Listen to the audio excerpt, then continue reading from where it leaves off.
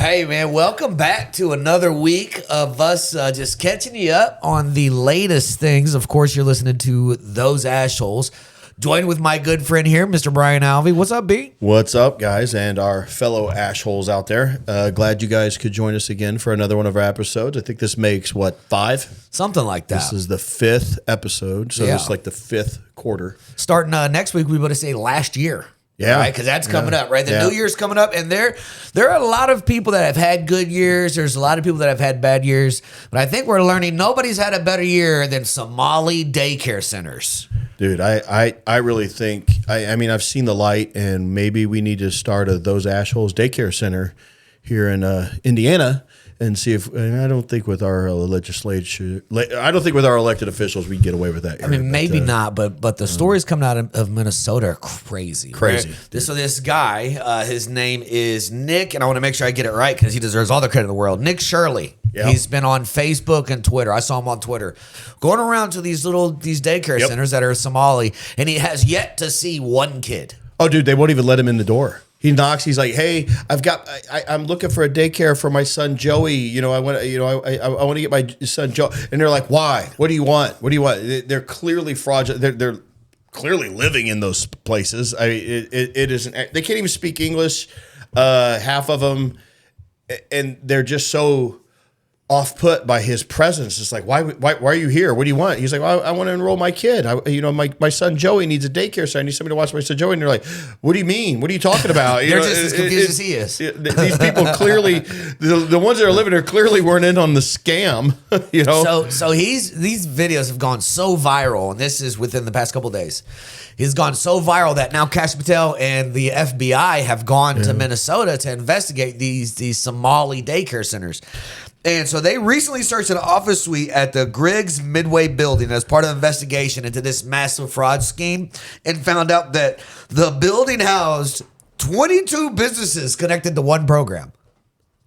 That's insane. 22 businesses connected to one program in one building. Well, and now Governor Tim Libtard Walls it's clearly white supremacy. It's racist that the federal government's doing it. Because it's hilarious to me that Kash Patel, not exactly the whitest dude on the planet, is being called a racist by literally maybe the whitest dude to ever run for vice president in the history of this fine nation we call the United States of America. He immediately leans into it's got to be racism. Yeah. It's got to be racist. But maybe it is racist. Maybe the reason you haven't heard this story is because it's about black people committing fraud. Is that racist? Yeah. Dude, that's got to be racist. Listen, I'm Spanish. I'm not involved in this fight. Is that racist if you don't want to report on something because it offends a certain demographic, whether that's Somalia or whether that's refugee? But is it racism or is it a certain nationality? They're all from a country called Somalia. Facts. So it's not racism for me. It's one nation of individuals that have invaded our country and defrauded the living shit out of it. And because somebody has the gall to point out, well, wait a minute, that's all our tax dollars that they just defrauded. Oh, well, default mode, you must be racist. I mean, the crazy part is the person that brought it up to everybody's attention is a regular civilian, like you and I, who just decided to go around and realize, like, holy cow, this is a huge deal. And even one of the daycare centers called an early learning center spelt the word learning wrong. Yeah. What was it? Learing. Leering, yes. They had the Leering Center. Because they literally made a sign when they could not spell in English. Yeah. Dude, whose phone does not have fucking spell check on it these days? So you brought up a good point. You said, they were talking about the fraud and things like that during the VP, when he was running for VP against, I guess technically he didn't run for VP. He was chosen as Kamala's VP. Yeah. So him and JD are doing the debate. He was her token white boy. Literally. And Tim Walz, I want you to ask yourself if you remember this. Tim Walz bragged during the VP debate that Minnesota was, quote unquote, the best nation on childcare, and that he was, quote unquote, making it easier to get in that business. And I would say, promises made, promises kept. Yes, he made it real easy. He incentivized the shit out of it with 7- and 8-figure freaking free taxpayer funded Checks. Yeah, promises made, promises kept, dude. So for those people wondering how this takes place, what is this fraud scheme? This is 2025/2026 now. Everything is once you pay attention, it's all exposable. Yeah. So here's the hustle. Somalis are bringing their kids in to these quote unquote daycare centers. They're checking the kids in. Oh, and then they turn around and leave with their kids. Well, remember, they're also getting extra money because they're declaring like 90% of them autistic. So they're leaving with the kids. They bill the state for the care that never happened, and the parents get money because they came and checked the kid in. Yeah. Right? So that's how the hustle is taking place. It's crazy when you take a step back and you look. There was also a verdict that happened recently. So this was it's Hennepin County. This is in Minnesota. So there's a judge named Judge Sarah West.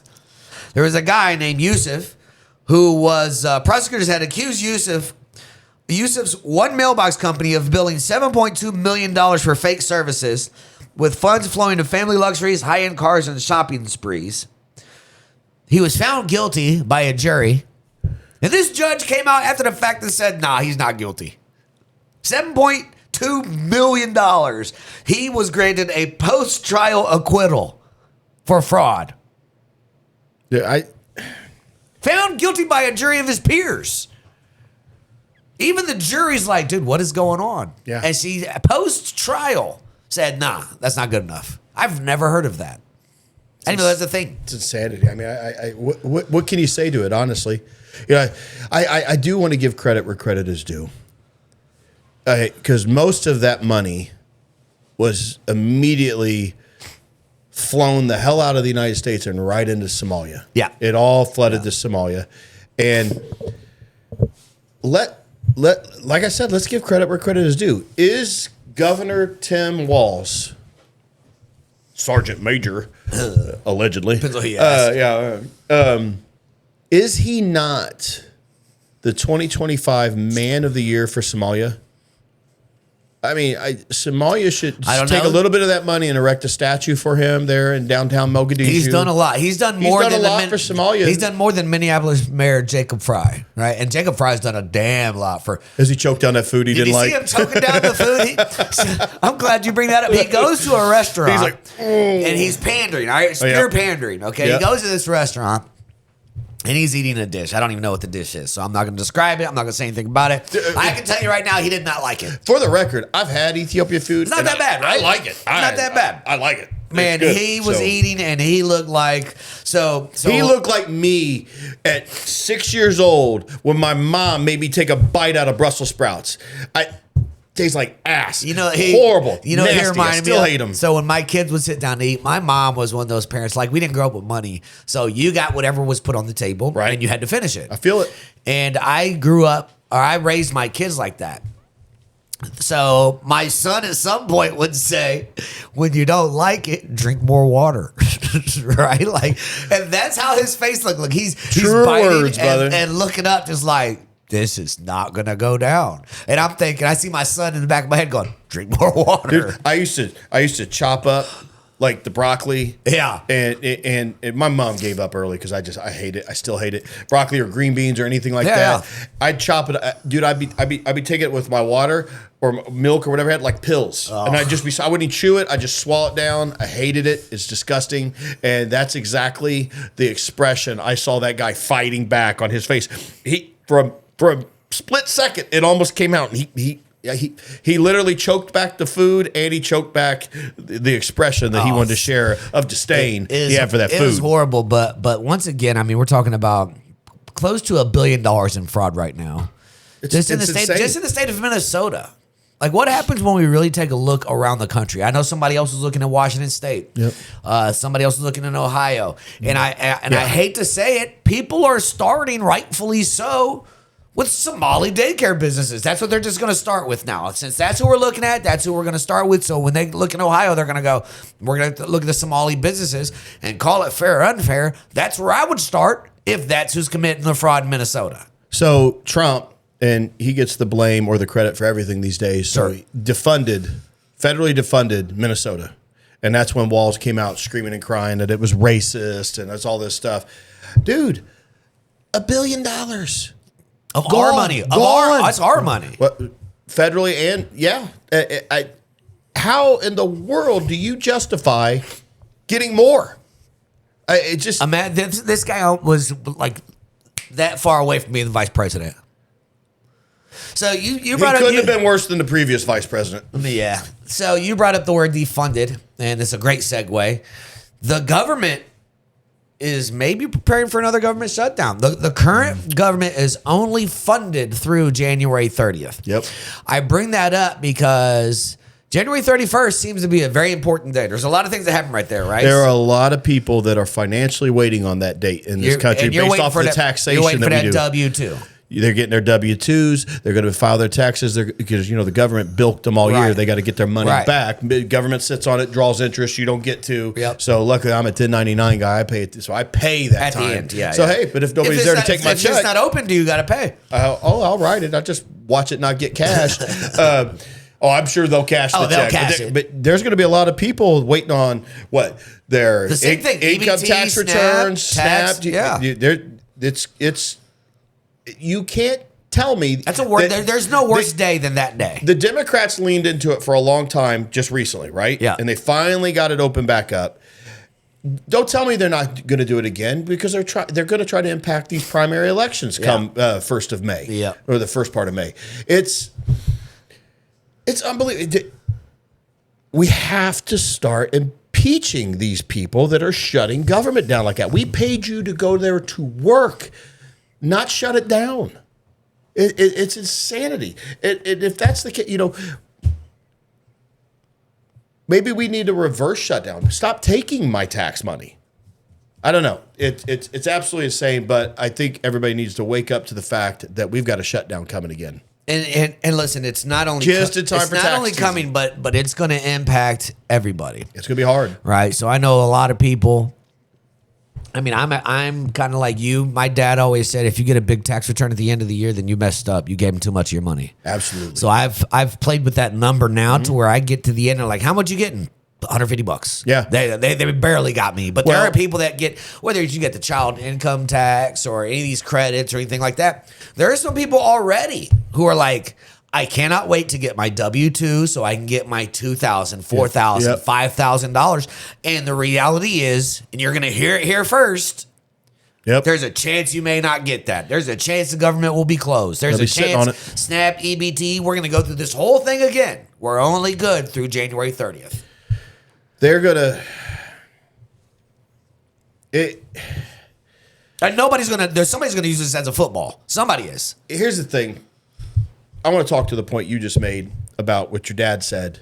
If you're getting a big tax check, you gave him too much all year. And that's a fact. And I tell people all the time, man, if you're not using an accountant to do your taxes, those codes change every year constantly, purposely to confuse the shit out of you.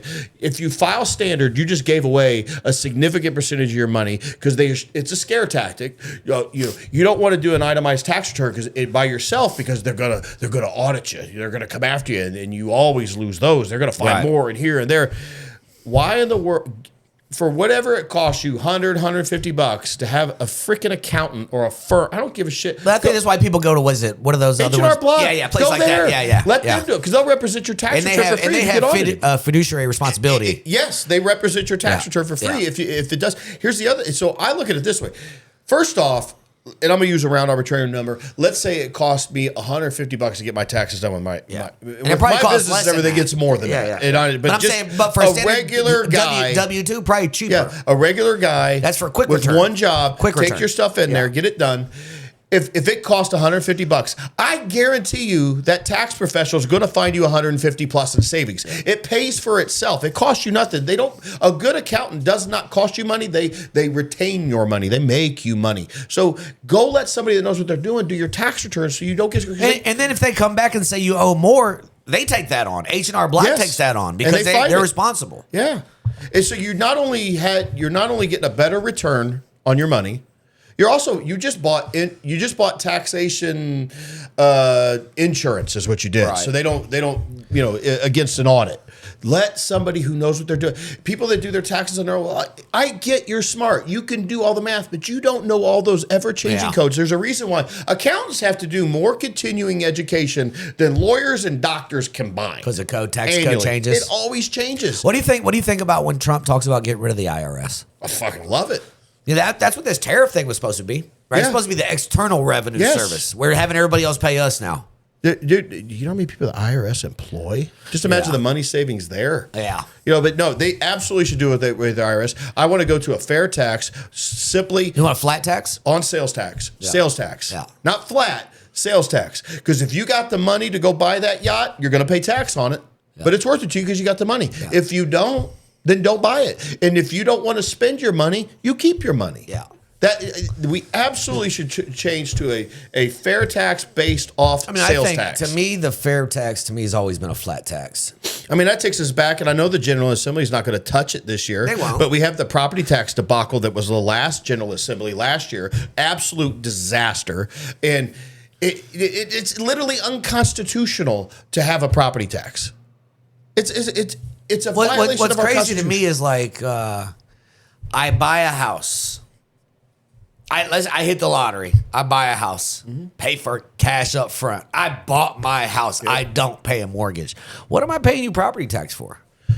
Just to own this thing? Right. Well, I'm paying you to own? So you don't own shit. So I don't own. If You're paying the government and then if rent. I don't pay you, you'll take my shit away. You're paying the government rent for the rest of your life. Why in the hell is a couple in their late 60s, early 70s who paid their house off 10, 15, 20 years ago still paying rent to the government to stay? And here's the thing. If you don't think that's rent, don't pay it. See what happens. Yeah. Your ass is on the street. Let's talk about asses being on the street. JMU and Tulane's asses are on the street after this past weekend of football. And you know who else's asses on the street? Notre Dame. And I hope, like everybody else, you can see why Notre Dame fans were so ticked off. Both these games were blowouts. Nobody gave a damn about anything that happened on the field. And now looking back, all the players are leaving from these teams. JMU has all 11 starters from the offense has now entered the transfer portal. Yep. All of them. Hell, someone might go to Notre Dame. All the kids left. Yep. There's another school, North Texas. They won 12 football games this year, school record. Guess how many kids left? All 22 starters, 11 on offense, 11 on defense, are now in the transfer portal. Gone. I mean, college football as we know it is done. Well, here's Shador Sanders made more in college. Let me tell you, I think we finally it's come to a head. College football is essentially minor league football. Yeah. And it never should have been commingled with like semi-pro. Yeah. It never should have. No, it's more than that. It's literally the Indianapolis Indians to the Pirates. It is the minor league system. The NCAA has had a monopoly and a stranglehold on two sports' minor league systems, football and basketball. You can make it to the majors of baseball through the minor league system. You can make it to the majors in hockey in the minor league system. You got next to no chance doing that via basketball, football. You have got to go do this. Well, basketball now has that G League. Now, but really that's really turned into guys who've been drafted that aren't ready to play yet. Yes, those are still guys that played in college. That's a go up, go down. Yeah, that's not a path. You can't do that unless you went the collegiate route through the NCAA. You have to be good enough to be drafted. Yeah, football. Why are we still commingling it with education? It has nothing to do with education. Why the hell do we? So you got kid athletes making millions of dollars now that could go from team to team to team in the transfer portal every year. Yeah. It is a minor league system. Why is it still attached to a university? John Calipari made a great comment, and of all people, of him, exactly. So I'm a Kentucky Wildcat fan. Good Lord. So when he is saying this, something's wrong. He says, and he's the champ of one and dones. All right. If a kid can transfer every single year, and let's say you're a good kid, but you're not a draft kid, okay? You can still go to Texas A&T and make a ton of money because some oil boom down there has all this money to give, right? So you can go 4 years of college and not actually even graduate. Yeah. Well, what's the percentage on graduation from athletes anyway that make it to the NFL or the NBA? Oh, right. You know, but those aren't the guys I'm worried about. If you make to me, you get an education so you can make money. If you get drafted and you make millionaire money, I'm not worried about you. I'm worried about the backup quarterback who did 4 years of school, played on some team, and now he doesn't have a degree or general studies. Or Calipari actually stated that he wants to be in charge of this new organization to regulate all that shit. Well, I can't remember. Dude, that's like. It's perfect. No, that's Fox in charge of the hen house. Who better to find it? Yeah. I mean, but that's literally you just put the convicts in charge of the prison. Him and Nick Saban. Put him and Nick Saban in charge of this shit. Are you kidding me? Yeah, they'll figure it out. The drug dealer's now in charge of the drug task force. He knows how to catch the drug dealers. Hell yeah!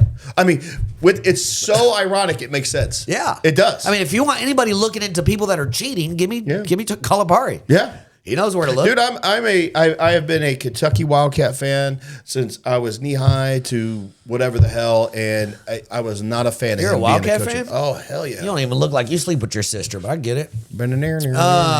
Hey, New Year's is coming up. 2 questions. 1, do you have any New Year's traditions? Right? So your family's Italian. So do you have any Italian New Year's traditions? I'm Irish. So do you have any like cultural things that you do? Like, so in my house, my mom does 12 grapes. You're supposed to eat once for good luck for each month of the year. Okay. And then before the ball drops, before midnight, right? She puts out a mop bucket of dirty water or water from the year before. Yep. Out on the porch, and then when New Year hits, she goes out and throws it. Now, to me, all you're doing is icing up the fucking steps, so whoever walks out there in the morning is about to bust her shit. But that's what that is. Let me. So my mom's Irish, and she not anymore, just because we're all out of the house and everything. But my mother would usually do corned beef and cabbage on New Year's Day. Every year is a tradition, an Irish tradition. I absolutely despise cabbage, so you'd see me pull that corned beef out of there and rinse it off in the sink, eat the corned beef. I hate the smell of it. Oh, anyway, so we would do that.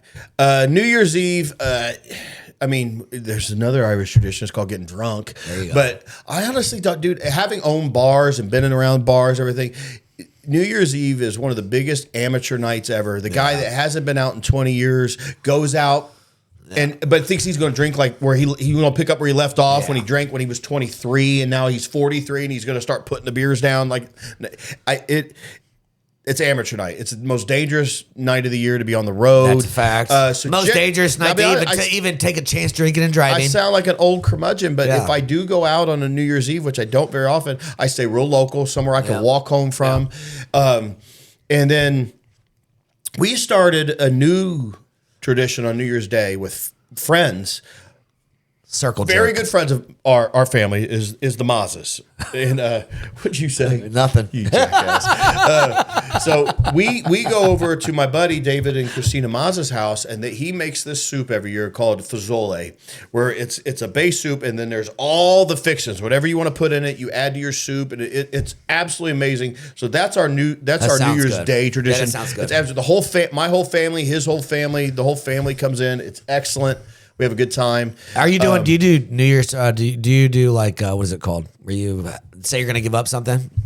Hell no, man. If you need to give something up, give it up today. What's special about a date on a calendar? That's just lazy. Laugh. So I'm not a gym guy, but I always laugh at this time of year because all the gym people get pissed off because everybody else shows up starting the first. I don't go in the gym in January hardly. Well, I go to gyms that you just don't. You just roll around with men. We do jujitsu. We don't get a whole lot of New Year's resolutions hitting the mat. So, New Year's resolutions. No, I don't. I mean, if you have discipline, then we all fall off the wagon and sort of stop eating cookies or something. Sure. But I don't need a date on a calendar to reset myself. If I'm being a dumbass, I just stop being a dumbass. It's simple. There it is. Well, hey, man, I hope you have a fantastic New Year. Oh, yeah. You too, brother. Boom. All right. All right. Thanks for joining. We'll see you next year. All right, guys. Take care.